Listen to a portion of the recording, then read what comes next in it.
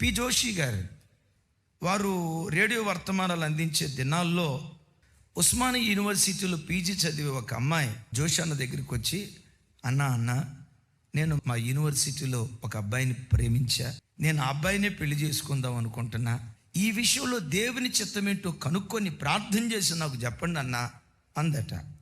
వెంటనే అయ్యగారు అడిగారట, బాబు బాప్తిస్మం తీసుకున్నాడా?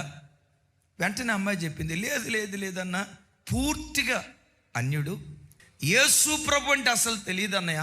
కాకపోతే నా ధైర్యం ఏంటంటే భార్య తన సత్ప్రవర్తన ద్వారా తన భర్తను రాబట్టుకొనవచ్చును అని లేఖనాల్లో వ్రాయబడి ఉంది కదా అన్నయ్య, అందుకని నేను చేసుకుందాం అనుకున్నాను, అయినా మిమ్మల్ని అడిగి దేవుని చిత్తం ఏంటో తెలుసుకుందాం అనుకున్నాను అని అందట.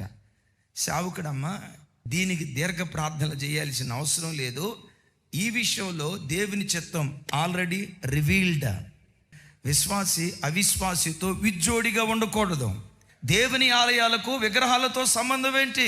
ఇది దేవుని చిత్తం కాదు, పొరపాటును వివాహం చేసుకోకూడదమ్మా అని అంటే మనసులో అనుకుందట.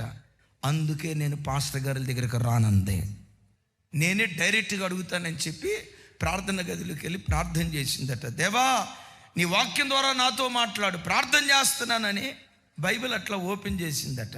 రావటం పరమగీతాలు వచ్చిందట. ఏమొచ్చిందో తెలుసా? అతడే నా ప్రియుడు.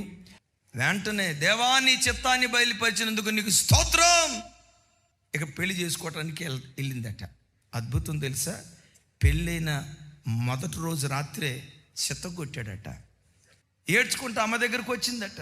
దేవుని చిత్తం ఏంటో కనుక్కొనే కదా నేను వెళ్ళింది, ఎందుకు ఇట్లా జరిగింది? మరలా దేవుని అడుగుతానా కానీ మరలా ప్రార్థన గదిలోకి వెళ్ళి, దేవా నీ చిత్తం కనుక్కొనే కదా నేను వెళ్ళిందని మరలా బైబిల్ తెరిచి బైబిల్లో వేలు పెట్టిందట. ఇర్మియా గ్రంథం వచ్చింది. ఏమొచ్చిందో తెలుసా? ఆ మాట నీతో చెప్పినది నేను కాదు అని వచ్చిందట. జోషి గారు చెప్పారు, పెళ్ళైన సంవత్సరంలోనే ఆత్మహత్య చేసుకొని చచ్చిపోయిందో చంపబడిందో తెలియదో చివరికి అమ్మాయి చచ్చిపోయిందట. నా ప్రభు బిడ్డలారా, నీ జీవితంలో ప్రతి విషయంలో ఏ అడుగు వేసేటప్పుడైనా, దేవా నా వివాహ విషయంలో నీ చిత్తం ఏంటి? నా ఉద్యోగ విషయంలో నీ చిత్తం ఏంటి?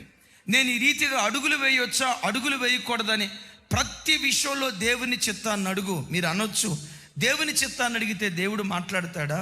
ఈ దేవుడు మాట్లాడకుండా ఉండుటకు మాయాస్వరూపి కాదు. తన ప్రజలతో ఆ కాలమందైనా ఈ కాలమందైనా వాక్యము ద్వారానైనా స్వరము ద్వారానైనా కళ ద్వారానైనా ఈ రోజుల్లో కూడా తన ప్రజలతో ముఖాముఖిగా దేవుడు మాట్లాడతాడు.